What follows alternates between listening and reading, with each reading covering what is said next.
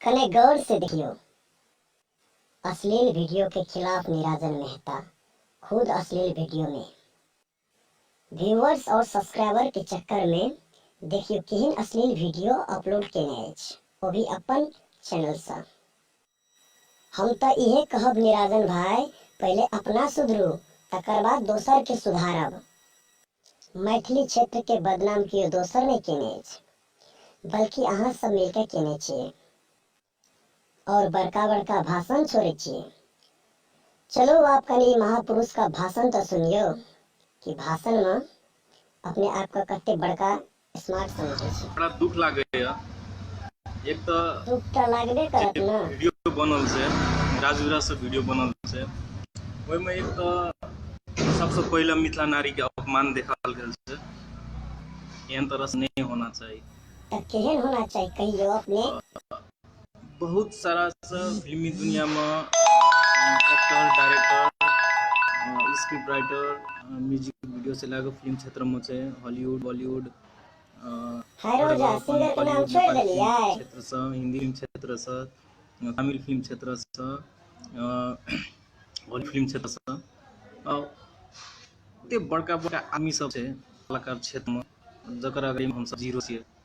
जब ओते बड़का डायरेक्टर सब, कोरियोग्राफर सब, ओते बड़का टीम मेंबर सब आज तक कोनो महिला के छाती पर कोनो पुरुष के पैर रखला दृश्य आज तक नहीं देखना चाहिए और शायद नहीं होते। लेकिन ये एक म्यूजिक वीडियो में सप्तरी के कलाकार द्वारा, सप्तरी के टीम द्वारा जे वीडियो बनल छै, ओय में मॉडल के छाती पर पैर रख के शूट केनाइ बहुत गंदा लागैया और गंदा महसूस कर रहल छी। तो एहि में दुख लागे कि हम इस तरह से एगो कलाकार स्ट्रगल कर रहल छी अपन मधेसी फिल्म के माध्यम से, अपन फिल्म से जे मैथिली कलाकार के आगाड़ी बढ़ते, मैथिली टीम आगाड़ी बढ़ते, मधेश के कलाकार सब आगाड़ी बढ़े रहे, ए क्षेत्र में हम भी रहल छी, स्ट्रगल कर रहल छी। जहाँ तक मैथिली क्षेत्र में बहुत तरह से कमेंट आवे छै कि पहाड़ के मॉडल कथी ल राखे छियै, बाहर के मॉडल कथी ल राखे छियै, मैथिली क्षेत्र के मॉडल किए न राखे छियै, मैथिली क्षेत्र के कलाकार, लड़की कलाकार किए न राखे छियै। जब एहन तरह का से जब वीडियो सब एते तो कोई भी मैथिली कलाकार, कोई भी मिथिला के बेटी काज करे नहीं चाहते। बिल्कुल सही बात, 100% भाई जी। बोल रहल छी, अन्यथा नहीं लेब। अगर हम गलत बोले तो हम सबसे माफी भी चाहे छी।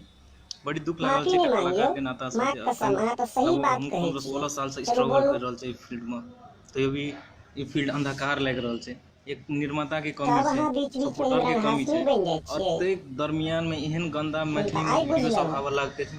मिथिला बेटी के छाती पर पैर रख के वीडियो बनाना ये आज तक कते सही लागैया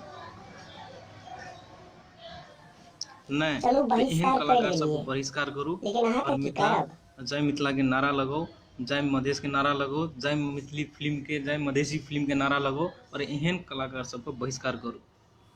आगामी दिन में मैथिली फिल्म कोनो अस्तित्व नहीं रहते, चाहे म्यूजिक वीडियो हो या फिल्म हो, ऐसा को कोनो वैल्यू नहीं रहते।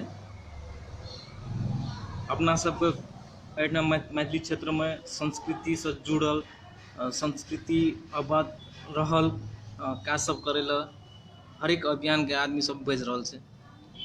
भोजपुरी के ओते गंदा शब्द और सब चीज के हटाबैत अपन मिथिला एक संस्कृति आबद्ध चीज छै, ओकरा आगाड़ी बढ़बै चाहे छी। लेकिन एहन तरह से वीडियो सब एते तो कहियो भी अपन मधेश के, मिथिला के कलाकारिता आगाड़ी नहीं बढ़ते। तो प्लीज अगर अहाँ सबके ई वीडियो सब नीक लागैया तो कोनो बात नहीं है। एहन तरह से वीडियो अहीं सब देखे चाहे छियै तो कोनो बात नहीं है। अगर ये चीज़ अहाँ गंदा लगे तो एकर आवाज़ जरूर उठाबू। धन्यवाद।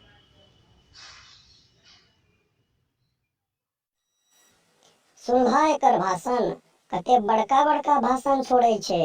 देखियो अपना केहन केहन वीडियो बनावे छे, बच्चे ना देखे, सुपरहिट किस सीन, चोच में चोच सटा के अपना किस कर ले छे। हम तो बारंबार इहे कहब, पहले अपना सुधरू तकर बाद दोसर के सुधारब। पहले अपना बिगड़ल रहबे दोसर के सुधारबे तही के सुधार देत। चलू ठीक छै, अहाँ के बात मानलो कि वीडियो में नारी के अपमान भेल अछि, मुदा अहाँ के विचार देखियो। अहाँ अपने आप में छलफल नहीं करके अहाँ के दोस्त यार छले ना। निराजन जी, एमे अपने गांव, अपने समाज, अपने मिथिला के बदनामी होय छै। ते खातिर कोनो भी बात विचार में कोनो चीज के त्रुटि होइया या कोनो चीज के समस्या होइया तो अपने आप में सुलझावे के कोशिश करू। और एना अहाँ नेट पे इंटरनेट के सहारा लेके अखन मैथिली के बढ़े के पीरियड छे और ई पीरियड में अखनिए मैथिली के एना बदनाम नहीं करू। ते खातिर हम संपूर्ण मिथिलावासी से हाथ जोड़ के अनुरोध करे छी कि मैथिली में ककरो कोनो कमेंट पे, ककरो कोनो पोस्ट पे आबि के गाली गलौज नहीं करू। अपन मिथिला छिए, अपन मिथिला के सुंदर बनावे के छै। जय मिथिला, जय मैथिली।